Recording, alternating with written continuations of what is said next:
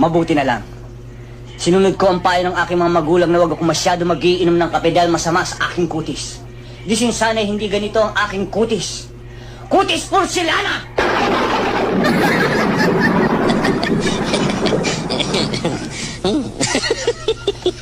At sa katawan, pag ito ang nakita ni Don Solueta, tiyak mamamatay si Richard Gomez sa inggit!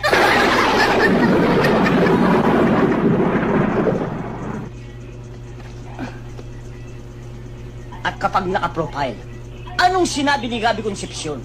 Kaya please lang, huwag kang masyado magdidikit sa babae at baka mapikot ka. Dahil sa totoo lang, ikaw ang pinakamagandang lalaki sa balat ng lupa. Hayop ka talaga! Ang ganda mong lalaki!